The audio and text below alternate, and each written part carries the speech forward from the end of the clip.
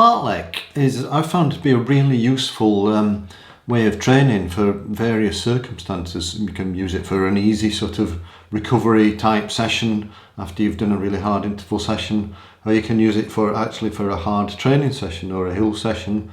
You can make it fit to the terrain that you're running on, and also you can do it in a continuous run. You can either make it structured or unstructured. It's a very efficient way of training because you can do it as part of a continuous run. And if you run to and from work, sort of for commuting, which is a great way to build fitness.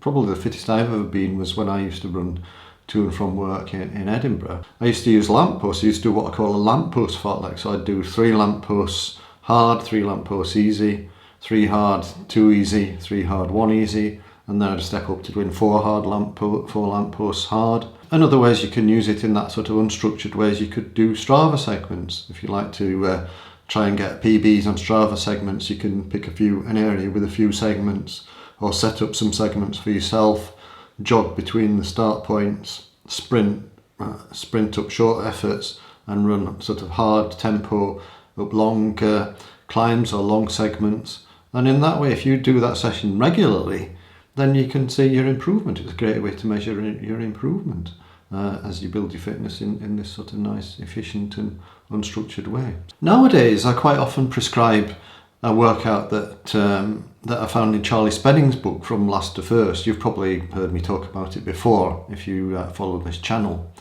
in which he does a series of hard efforts, 4 minutes and 3 minutes and 2 minute efforts, and has varying recovery between the efforts. But his recoveries are still quite hard. So I used to run with a chap called John Graham, who was a Scottish marathon record holder, and he used to do what he called 5 minute mile, 6 minute mile. So he'd do 5 minute miles for a mile and 6 minute miles for a mile. But this Charlie Spedding workouts is similar to that, but it's a little bit more varied. So he's doing, well, Charlie Spedding would have been doing, his hard efforts at 5 minute miles and his recoveries at 6 minute miles. But it doesn't have to be like that, and it's just like over threshold, under threshold, over your critical pace and below your critical pace. Or in terms of a marathon training, it might be above your marathon pace, like maybe your half marathon pace or 10k sort of pace, and a bit slower than your marathon pace in the recoveries. And in that way you can do quite a long training session, in which you're developing your endurance, but you're combining it with some intensity, and that is quite an efficient way to train. If you're limited for time for your long runs and your interval training, you can get a lot into that one long endurance training session with some higher intensity to build up your marathon pace or your half marathon pace if you want to do a sort of shorter session. Probably the biggest drawback with fartlek is it's quite easy to turn it into a sort of mediocre run, which you're not really getting any good stimulus from. If you're doing a freestyle fartlek where you're picking a target in the distance to run to, and then you're running hard to that, and then you're having recovery, a bit of jogging or a bit of walking, and then you're doing it again, it's very easy to not have enough recovery. So don't be scared to walk during your recoveries, or stop, or sort of walk, jog, to make sure that you're actually properly recovered. Because if the objective of the fartlek is to do something at high intensity, say you're doing a series of shortish hills, then you need to make sure you're properly recovered before the efforts, so that you can do the efforts at a good high intensity.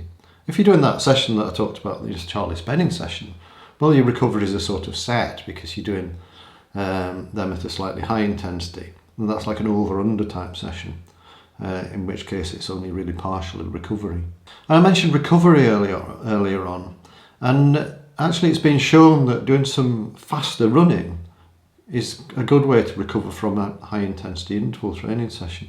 So actually it might be that you're doing an easy morning run or an easy endurance run. If you include a few faster efforts in that's basically fartlek, then that can help your recovery.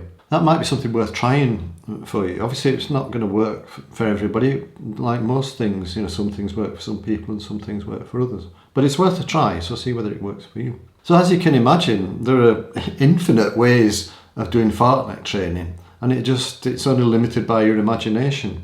So think about what you want to achieve, and then think about how you might achieve that within the available terrain that you've got nearby, the training that you're doing. If you're commuting, how do you work it within your commute? It can be a really low stress, alternative, efficient way to build some intensity into your training in a nice and relaxed, unstructured way. So I find it really useful. I think you will too. Give it a go. Bye.